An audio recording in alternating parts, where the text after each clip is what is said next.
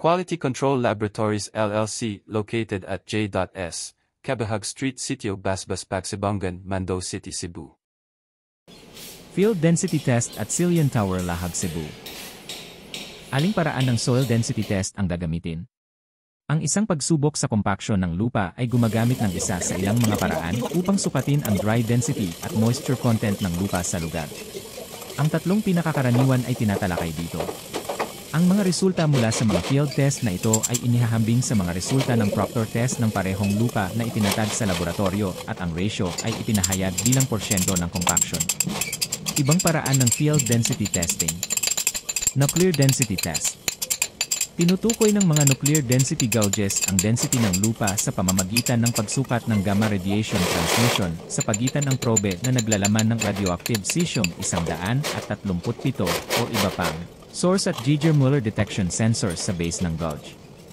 Ang mga siksik na lupa ay nagbibigay daan sa mas kaunting gamma particle na matukoy sa isang partikular na yugto ng panahon. Ang kahalumigmigan ng lupa ay sinusukat sa parehong oras gamit ang isang hiwalay na mapagkukunan ng americium 241. Ang isang bakal na baras ay itinutulak sa lupa sa lugar ng pagsubok na bumubuo ng isang pilot hole. Ang probe na naglalaman ng radioactive source ay ibinababa hanggang 12.305 sa pilot hole at sinusukat ang radiation transmission sa loob ng 1 minuto. Ito ay kilala bilang isang direct transmission na pagsubok. Ang mga pagbabasa ay maaari din kunin sa mode na backscatter, kung saan ang probe ay hindi pinahaba mula sa base ng device. Walang pilot hole ang kinakailangan para sa pamamaraang ito, ngunit ang mga resulta ay itinuturing na hindi gaanong maasahan. Iniulat ang mga halaga sa wet at dry unit weight ng lupa, mga nilalaman ng moisture ng lupa, at porsyento ng compaction kumpara sa mga pagsubok sa moisture density ng proctor sa laboratorio o field. Ang mga nuclear density gauge ay mahusay sa malalaking proyekto na nangangailangan ng mabilis na resulta at maraming pagsubok, ngunit napapailalim sa maraming mga kinakailangan sa regulasyon at nangangailangan ng advanced na pagsasanay at pagsubaybay sa dosis ng radiation ng mga tauhan. Ang mga pamamaraan ng pagsubok ay inilarawan sa GACIN 6,738-310. Nuclear gauge para sa density at moisture soil testing. Mga kalamangan at kahinaan. Mga pros-cons. Kumpleto ang mga pagsusuri sa density moisture sa loob ng ilang minuto. Mahal ang mga kagamitan sa pagsubok. Pamamaraan ng karaniwang pagsubok ng GACIN, ang mga kinakailangan sa regulasyon ay namamahala sa pag-imbak, paggamit, transportasyon, at paghawak.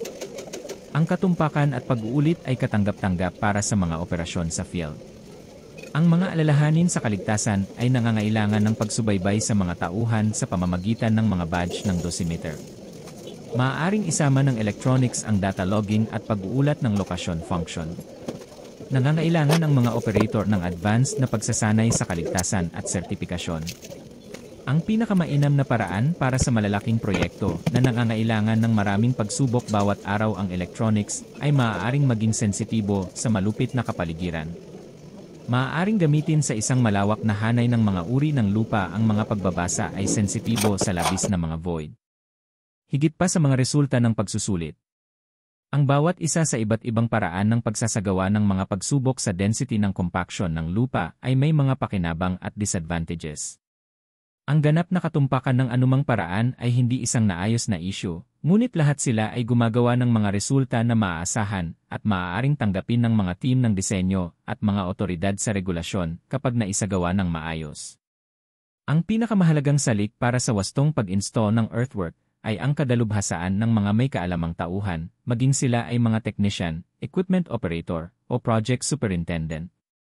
Ang isang compaction test ay nagpapakita na ang isang maliit na lugar ay nakakatugon sa mga kinakailangan ng mga detalye. Isang sinanay at may karanasang mata lamang ang makakapagkumpirma na ang pagsusulit ay kumakatawan sa pangkalahatang mga kondisyon ng site.